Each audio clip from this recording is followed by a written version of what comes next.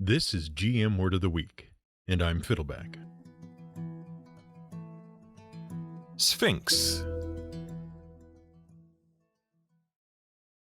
However well-versed you are in mythology, and we here at the Word of the Week consider ourselves to be particularly well-versed in mythology, sometimes even the most well-known fantasy creatures in all of gaming can still confound you. Case in point, the Sphinx. This creature, with the body of a lion and the head of a human, has appeared in every edition of Dungeons & Dragons since it was first added to the original game in Rob Kuntz's 1976 supplement of mythological monstrosities entitled Gods, Demi-Gods, and Heroes. Anyone who's taken a high school or college course in the Western humanities can tell you exactly where that beast comes from. It's an ancient Greek beastie, made famous in a play about a dude who killed one and then went on to have a psychosexual disorder named after him. Easy, right? Well, if it were that easy, we couldn't get a whole episode of the Word of the Week out of it. And we wouldn't want to, because we like a challenge, we like a mystery, we like a riddle. Which, by the way, makes us a lot like the Sphinx. And it makes the Sphinx a lot like a lot of other mythological figures. But we'll get back to that. For now, let's discuss why we think the Sphinx is worth discussing, even though its mythological origins seem fairly obvious. Well, listeners, riddle us this. Why are there boy Sphinxes and girl Sphinxes? And don't say it's so that you can get little Sphinxes. That's not the right answer. See, from the very first time the Sphinx appeared in Dungeons & Dragons, there was an interesting distinction made between different types of Sphinxes. There were actually 4 different types of Sphinxes: Heracosphinxes, Criosphinxes, Androsphinxes, and Gynosphinxes. Now, the Heracosphinx is a sphinx with the head of a hawk, and the Criosphinx is a sphinx with the head of a ram. And those do have their origins in Greek mythology as well. But they showed up pretty late in the whole Greek mythology thing. They were first written about by Herodotus in the mid-400s BCE, and the Greeks had a habit of mashing animals together to make their mythical beasties. We're not really interested in those. But what we are interested in is the Gynosphinx and the Androsphinx. Those are 2 different types of sphinxes, though they appear quite similar. They are human-headed lion beasts. The only difference between the 2 is the one that comes with the suffixes gyno and andro. Those are Greek for woman and man. And that's the question we're really curious about. Why are there male sphinxes and female sphinxes? And why are they so distinct from each other that they require different sets of game statistics? Because that's just not something D&D usually does. Males and females of the same species can generally use the same game statistics. But male sphinxes and female sphinxes are so different from each other that they are basically different creatures. And it's been that way since they were added to the game. Was that just something Robert Kuntz came up with? Or is there a reason? Well, guess what? There's a reason. But it requires us to go back to the origins of the Sphinx. Let's start with the most famous Greek Sphinx of them all. The one that is probably most familiar to fans of Dungeons & Dragons. The Sphinx of Boeotian Thebes. And we're most familiar with that one thanks to the famous Greek playwright Sophocles and his 3-part super tragedy, The Story of Oedipus. Well, actually, it was several multi-part super tragedies, but most people don't know that. Now, what you have to understand is that back in the day, and the day in this case was around 500 BCE, Greek drama wasn't super sophisticated. Basically, it consisted of a single actor and a chorus. Seriously. Basically, you had an actor bumbling around on stage doing stuff and talking about it. And then you had a group of 50 people standing around him providing a sort of running commentary. The chorus's job was to provide context to tell the audience how they were supposed to feel about what was going on. But then along came this dude named Aeschylus in Thebes, and he had this neat idea. What if he had two people on stage at once apart from the chorus? And the two of them could interact. They could depict conflict between two different characters. And the chorus wouldn't have to work so hard. And maybe the chorus could provide more context, and we could rely on the audience to figure out how they were supposed to feel a little more. And that idea was a hit. And then Aeschylus died. But Aeschylus had a student, Sophocles, and Sophocles thought he could downplay the chorus to the role of narrator even more if he upped the actor count to 3. Then he could really tell some complicated stories. You know, real dramatic stuff with real emotions. And Sophocles became renowned as one of the best playwrights Thebes in ancient Greece had ever had. Now, Sophocles wrote a lot of plays, and his favorite subject was the history of Thebes, particularly the history of Thebes under this one particular king, Oedipus. Now, Oedipus was a legendary king. He was a mythical figure, and Sophocles wasn't the first to write about him. He'd been a popular figure for a long time. Even Aeschylus had written about him. But Sophocles wrote a lot more about him. And whereas most of the prior stories dealt with his rise to power and his downfall, by far the most interesting parts of the story, Sophocles wrote all about Thebes under his rule. He wrote dozens of plays about him, and his daughter Antigone too. But most of his plays have been lost to time. The 3 biggest ones have been gathered into a trilogy known as the Tragedy of Oedipus, and include the plays Oedipus the King, Oedipus at Connolus, and Antigone. But he never meant for those plays to be a trilogy. He wrote them for different festivals and events years apart, and there's evidence each was a part of a different series of plays.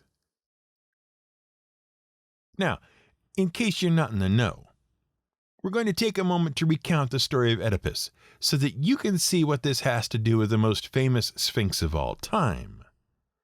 So, spoiler alert for a 2,500-year-old series of plays you probably should have read in college. Once upon a time in Thebes, there was this king named Laius. Specifically, he was the king of Thebes. He and his wife were having trouble having a baby, so Laius went to the oracle at Delphi and asked if they would ever have a kid. The oracle told him that, yes, he would have a kid, but he shouldn't. Because if he ever did have a kid, the kid would kill him, Laius, and then marry Laius' wife and take the throne of Thebes from him. Laius and his wife weren't super excited to learn this, so they vowed not to have a kid. Until one night when they got drunk during a party. 9 months later, Oedipus. Laius and his wife, Jocasta, decided that the best course of action was to stab the kid in the ankles so he'd have foot problems, and that's why his name Oedipus means swollen foot, and then abandon him to die in the mountains. But a shepherd took pity on the baby and instead brought it to the king and queen of a neighboring kingdom, Corinth. They were the ones who named the baby after his ankle wounds, by the way. But despite that, they seemed to be pretty good parents, and Oedipus loved them a lot. Eventually, Oedipus found out that King Polybus and Queen Merope weren't his real father and mother, so he decided to visit the oracle at Delphi to find out the truth about his birth. And the ever-helpful oracle told Oedipus that he was destined to kill his father, marry his mother, and claim his father's throne. Now, Oedipus figured that the prophecy referred to his adoptive parents, and he didn't want to hurt them, so Oedipus decided to flee from Corinth. He headed to a nice, safe kingdom nearby called Thebes. And along the way, he had a minor chariot accident with a stranger, and road rage took over, and he ended up killing the guy. But no big deal. On arriving at Thebes, Oedipus encountered a terrible monster with the body of a lioness and the head of a woman, the Boeotian Theban Sphinx. Now, this Sphinx was very clever, and she had learned some pretty tricky riddles from the Muses, the Greek spirits of creativity. and she had decided to sit outside the gate to Thebes and challenge people to answer her riddles. And when they failed, she'd eat them and laugh. And so she swept down on Oedipus and asked her riddle. What creature has one voice, but walks first on 4 legs, then 2, then 3? Yep, the famous riddle of the Sphinx. You've probably heard it in some form or another, and you probably know the answer is a human being who crawls on all 4s as a baby, walks upright as an adult, and leans on a cane in old age. Well, Oedipus figured it out and got the right answer. So the Sphinx asks an even harder riddle. There are 2 sisters. One gives birth to the other, and the other gives birth in turn to the first. Who are they? Oedipus got that one too, day and night. And the Sphinx was so furious that someone solved her riddles that she devoured herself to death. Or threw herself off a cliff. There's a couple of different versions. The people of Thebes are so happy that the Sphinx has been driven off that they offer Oedipus the throne of Thebes, which is conveniently vacant, as the king mysteriously vanished while taking a chariot trip recently. Oedipus even gets to marry the widowed queen, and they have 4 kids and live happily ever after. Until years later, the gods strike Thebes with a plague. See, the rightful king of Thebes had been killed, and the murderer had never been brought to justice. Oedipus and his buddy Creon decide to investigate the mysterious death of the king years before. And Oedipus eventually figures out that he himself had killed the king of Thebes. It was the stranger he killed in a fit of road rage after a chariot accident. And also, the king was his real father. And the queen he'd married and had 4 kids with was his real mother. The queen is so horrified she kills herself, and Oedipus gouges out his own eyes. And because on some cosmically strange accounting ledger, the crime has now been paid for, the plague is lifted. Now, if you took a course in psychology instead of in the humanities, you might recognize the name Oedipus from a particular theory invented by the psychoanalyst Sigmund Freud. He theorized that during a particular stage of child development known as the phallic psychosexual stage, in which a child starts to incorporate their primal physical urges into their personality, they experience primal conflicts and desires directed toward their parents. They usually manifest positively as desire for the love of their opposite-sex parent and competition with their same-sex parent. Assuming the conflicts are properly resolved, the kid grows up healthy. Otherwise, the kid may have a number of psychological problems. These days, little credence is given to Freud's Oedipal theory as framed, but some of the basic ideas do persist. There's a growing body of research that strongly suggests that people are attracted to those who share physical qualities with their parents, for example. Meanwhile, the Sphinx. Now, it's important to note that the Sphinx in the Oedipus myth is both female and a unique being. She is the same Sphinx as described in Hesiod's Encyclopedia of Greek Mythology, the Theogony. This was written around 700 BCE, and it described the Sphinx as the daughter of the 2-headed dog monster Othrys and the snake monster Echidna. Though we should also note that Hesiod didn't call her a Sphinx. He called her a Sphinx. See, the Sphinx name is a bit of a problem, because Greek linguists have traced the name back to the Greek verb sphingion, and that word means to bind or constrict. We get the word sphincter from that. A sphincter is a ring-shaped muscle that tightens to close up an orifice, like those located at various points along and at the end of your gastrointestinal tract, if you know what we're saying. The problem is, except for a possible reference to the Sphinx having a snake for a tail, there's really no good reason for the Sphinx to have a name that means bind or constrict. In truth, the similarity between Sphinx and sphincter is probably a coincidence. Greek writers of the 400s BCE were probably misspelling the word sheshpunk, which is understandable, considering the word was Egyptian, not Greek, and it was actually 1,000 years old. See, there's another very famous Sphinx, but it doesn't come from Greek mythology at all. But it did influence Greek mythology. twice in fact. It's made of living rock, which is precisely what Sheshbank means in Egyptian, living rock, but don't let that excite you. The Sphinx was not a rock monster at all. Living rock doesn't mean what you think. It refers to something that's carved out of a rock formation rather than something that's carved or built from rock that's been moved. Mount Rushmore, for example, with its rock face carved in the likenesses of 4 great American presidents, that's living rock. And so is the great carving of living rock of Giza, the Great Sphinx of Giza. The Great Sphinx at Giza is the oldest example of a sphinx in artwork, and you've most definitely seen it, at least you've seen pictures of it. After the Great Pyramids at Giza themselves, the Sphinx is probably the most renowned symbol of ancient Egypt, and it is also one of the largest sculptures in the world. It measures 240 feet long and 70 feet high. It has a lion's body and a human head adorned with a royal headdress. And it is estimated that it took 100 workers with stone hammers and copper chisels about 3 years to carve out of a single limestone outcropping in the Egyptian desert. Unfortunately, the years have not been kind to the Great Sphinx. Harsh desert erosion has eaten away at the Sphinx, most notably damaging its face and removing its nose. While some stories suggest Napoleon's soldiers shot off the nose with a cannon, it is known from illustrations that the Sphinx was noseless long before Napoleon visited Egypt. Another story says that the Sufi Muslim warlord Muhammad Sa'im al-Dar purposefully defaced the Sphinx to stop the Egyptians worshipping it as a religious idol. That would have been around the 14th century CE.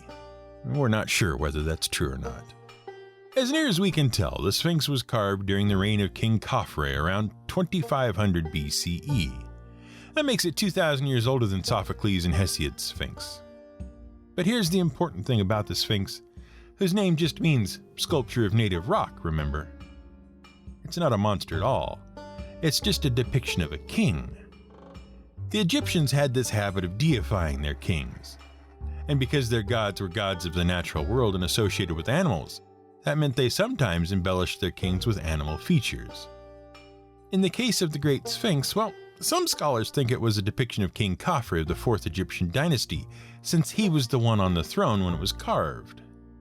But other scholars have noted that the facial features more closely resemble Khafre's father, Khufu, the same Khufu who is entombed in the Great Pyramid next door to the Sphinx. And they suggest maybe it was Khufu who built it. Or else, it might have been Khafre's brother and Khufu's other son, Regedef. We just don't know.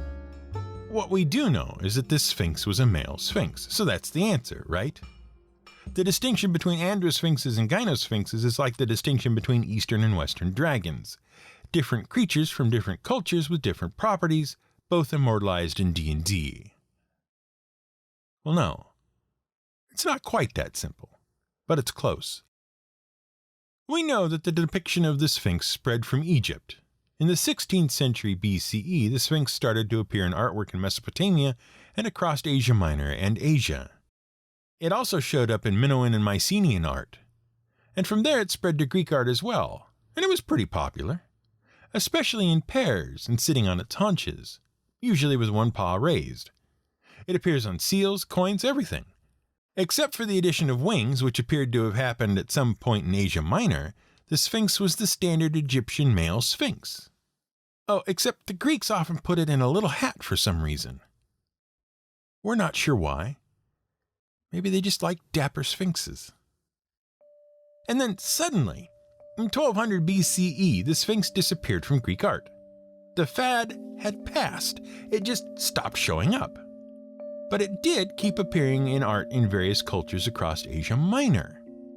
And gradually it evolved into a more graceful, curving form. They became especially common as temple guardians. And as they took on this more protective role, they became more feminine in appearance. Motherly, as it were. And then around 800 BCE, the Greeks rediscovered the Sphinx in Asian art. But the Sphinx they discovered wasn't the Sphinx they knew from 4 centuries before. It was a graceful, curvy, winged, and above all, female Sphinx. And it was this creature that inspired Hesiod to describe the Sphinx. And it was this monster the female Sphinx that held Thebes in its thrall, and asked its riddles of Oedipus and Sophocles' play.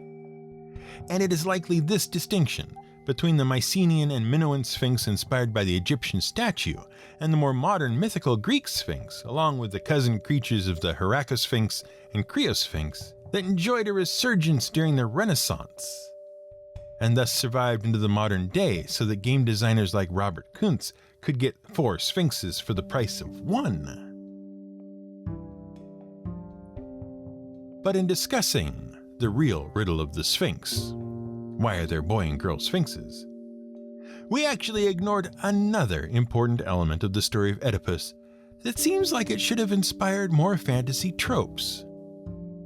Except that one's not as simple as it seems either. We're talking about the use of riddles in fantasy and mythology here. Or rather, we will be talking about the use of riddles in fantasy and mythology next week. This has been GM Word of the Week. It's written and researched by The Angry GM and produced by me, Fiddleback. You can support us on Patreon at patreon.com/GMWordOfTheWeek. You can find more at gmwordoftheweek.com and theangrygm.com.